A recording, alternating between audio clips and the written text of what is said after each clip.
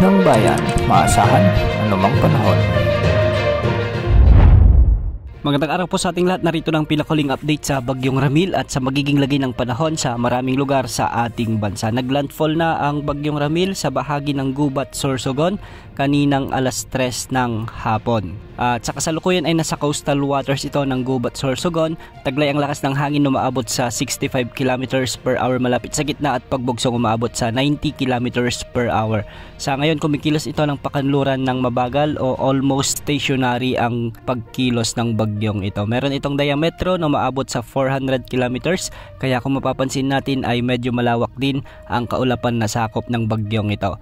Nakataas pa rin ang tropical cyclone wind signal number 2 sa southeastern portion ng Isabela, ang southern portion ng Quirino, ang southern portion ng Nueva Vizcaya, ang northern at central portions ng Aurora, sa may Polillo Island, Camarines Norte, Catanduanes, ang northern at eastern portion ng Camarines Sur, ang eastern portion ng Albay at ang northeastern portion ng Sorsogon. Samantalang signal number 2 din sa Visayas, ang northern portion ng Northern Samar.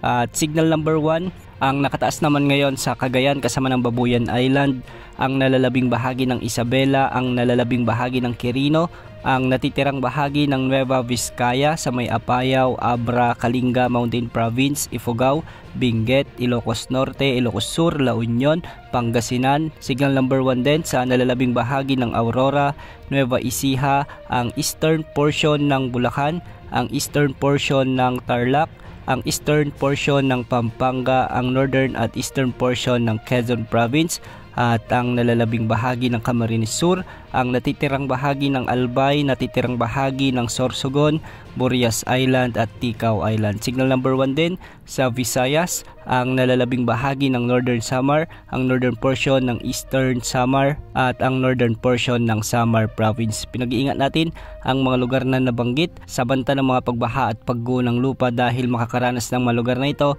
ng mabagyong panahon simula sa mga oras na ito. Base sa latest forecast track na inilabas ng Pag-asa, simula ngayong gabi hanggang sa madaling araw bukas ay magsisimulang kumilos ang Bagyong Ramil ng pahilaga-hilagang kanluran at tinutumbok naman nito ang malaking bahagi ng Bicol Region. Inaasahang dadaanan ng bagyo ang ilang bahagi ng Bicol Region, particular sa may Albay at Camarines Sur o Camarines Norte. Inaasahan din na mahahagip ng bagyo ang Polillo Island at posibleng maglandfall ulit ito sa may Quezon Province o di naman sa Aurora. Posibleng lumabas ang bagyo sa landmass ng La Union o Pangasinan bukas ng hapon at sa Lunes naman ay inaasang makakalabas na ito sa ating area of responsibility. Ayon sa Pag-asa, hindi rin inaalis ang posibilidad na lumakas pa ito bilang severe tropical storm habang ito ay tumatawid sa ilang bahagi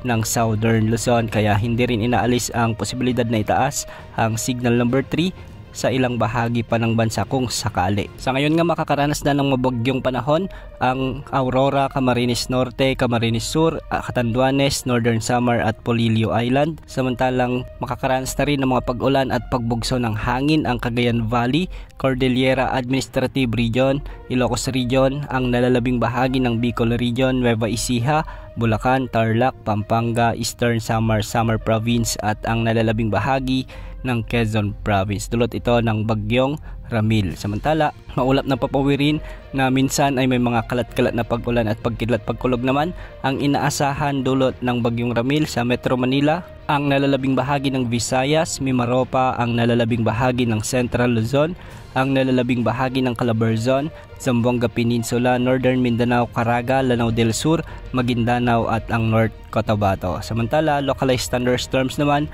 ang inaasahang magdadala ng mga kalat-kalat na pag-ulan ngayong gabi sa nalalabing bahagi ng Mindanao. At tabayan na ng mga susunod na update sa Bagyong Ramil. Ito pang weather update ng bayan, maaasahan anumang panahon.